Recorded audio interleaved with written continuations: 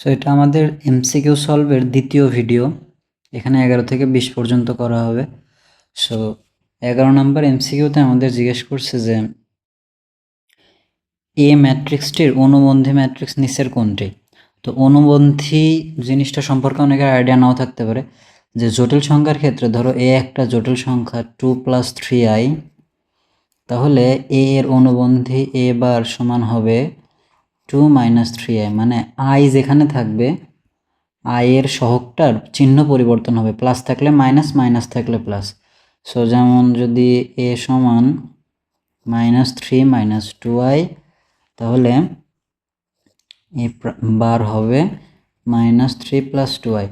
মনে রাখবা শুধুমাত্র আই এর চিহ্ন শেখ, যেমন -3 এখানে -3 কিন্তু রয়েছে। সো আমাদের এখানে দেখতে হবে যে কোনটাতে ঘটনা ঘটছে। যেমন এখানে প্রথমটাতে কত আছে, 2 আছে, তো 2 এর কোনো পরিবর্তন হবে না, তো এটা আমাদের অপশন আগেই বাদ, কারণ এখানে তো 2 নাই, 2 এর জায়গায় অন্য কিছু। 3 + 2 এর জায়গায় 3 - 2 এর জায়গায় 3 + 2, তাহলে এটাও কারেক্ট, এটা কারেক্ট, তাহলে এটাও আমার বাদ চলে গেল। এবার 1 - 2 এর 1 + 2 এর জায়গায় হবে 1 - 2i, আর এটাতে 1 - 2, তাহলে ঠিক আছে। 1 - 2, তাহলে -2 তে কিন্তু কোনো পরিবর্তন আসবে না, কারণ এখানে তো আর আই নাই। এখানে দেখো ওরা পরিবর্তন করছেন, তো এখানে প্লাস -2 এর জায়গায় -2ই থাকবে। এই যে আই এর আগে একটা -1 হবে, এই যে -i - 2, তার মানে ঘ নাম্বারটা কারেক্ট। সো আশা করি বুঝতে পারছো।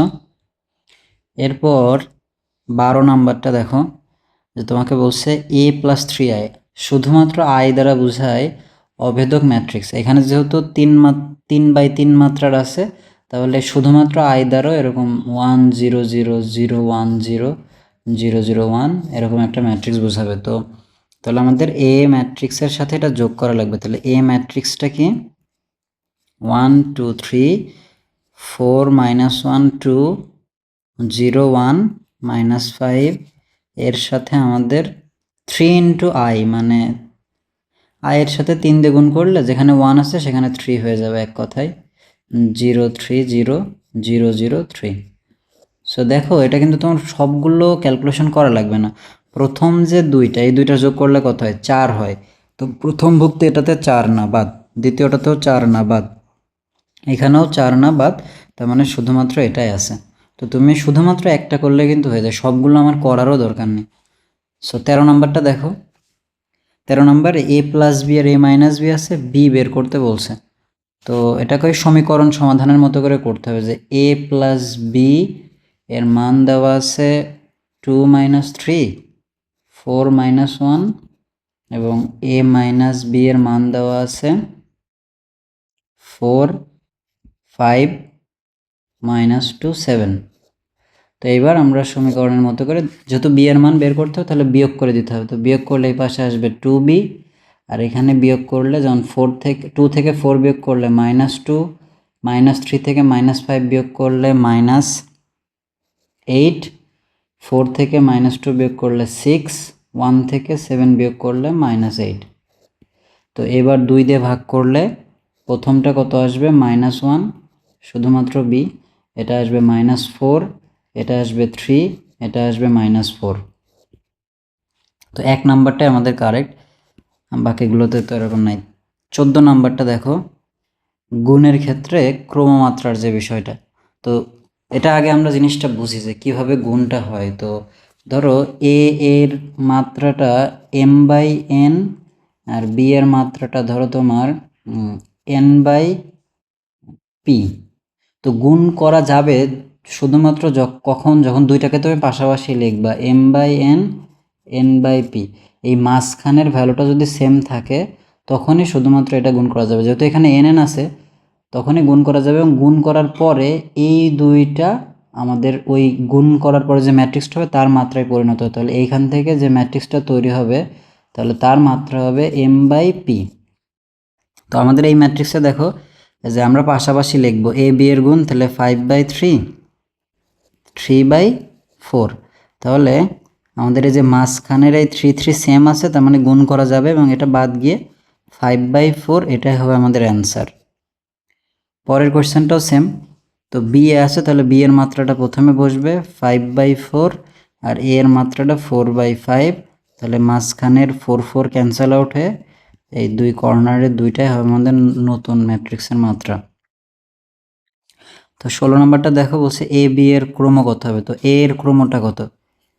এই ম্যাট্রিক্সের 2টি সারি ও 3টি কলাম আছে, তাহলে এটা 2/3 মাত্রার।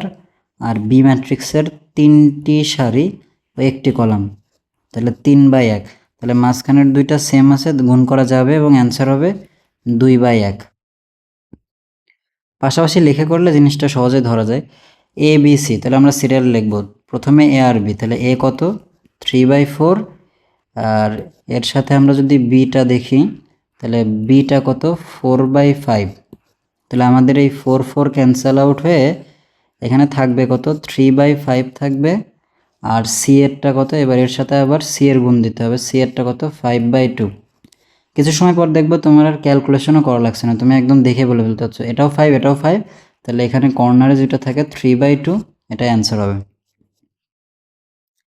যেমন এটাতে দেখো, তো এখানে আরেকটা বিষয় আসছে যে ট্রান্সপোজ। তো ধরো ট্রান্সপোজ করলে কি ঘটে, এ এর মাত্রা যদি 3/2 থাকে, ট্রান্সপোজ করলে সেটা উল্টে যাবে 2/3-তে পরিণত হবে, মানে সম্পূর্ণ মাত্রাটা উল্টে যাবে।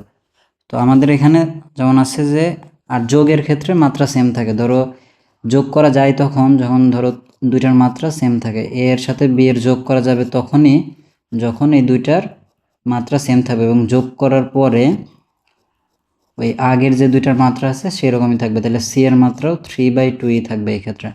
তো এই ক্ষেত্রে দেখো আমাদের প্রথমে বলা আছে এ ট্রান্সপোজ, তো এ এর মাত্রা কত m/n, তাহলে এ ট্রান্সপোজের মাত্রা হবে মানে উল্টে যাবে n/m। তাহলে এ ট্রান্সপোজ প্লাস বি, এটার মাত্রাও কত হবে n/mই হবে। আর সি এর মাত্রা কত দেওয়া আছে m/s, তাহলে এর সাথে আমার গুণ করা লাগবে কি m/s। তো আমরা জানি এই কর্নারের দুইটা বাদ গিয়ে এই যে ফার্স্ট আর লাস্টেরটা আমাদের নতুন মাত্রা পরিণত হবে n/s, তাহলে এটার অ্যান্সার হবে n/s।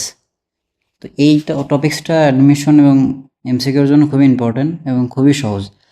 তো এটাও দেখো যে বি প্লাস এ ট্রান্সপোজ, তো আমরা জানি যে এই যোগফলের যে মাত্রাটা সেটা কিন্তু বি এরই মাত্রা হবে, কারণ যোগ করলে তো আর চেঞ্জ হয় না। তো বি এর মাত্রা কত 3/4, তো আমরা জাস্ট এটাই লিখব 3/4। আর সি ট্রান্সপোজ, তো এটাকে ট্রান্সপোজ করলে কত হবে 4/7। তো মাঝখানের এই 4 4 ক্যান্সেল আউট, এই দুইটা মিলে 3/7 মাত্রায় পরিণত হবে। 20 নম্বর কোশ্চেনে বলছে দুটি ম্যাট্রিক্স এ ও বি এর মাত্রা যথাক্রমে পি কিউ এন আর হলে কোন শর্তে গুণ করা সম্ভব। তো গুণ করার শর্ত আমরা কি জানি যে যদি লিখি পাশাপাশি, তো আমরা জানি যে এখানে কিউ, গুণ করার শর্ত কি, গুণ করার শর্ত প্রথমটার শেষ মানে প্রথমটার কলাম সংখ্যা দ্বিতীয়টার সারি সংখ্যার সমান হতে হবে। তো এখানে তাহলে এই দুইটা জিনিস আমার কি হতে হবে, সমান হতে হবে, Q is equal to N হতে হবে। তো Q is equal to N হতে হবে। আশা করি বুঝতে পারছো।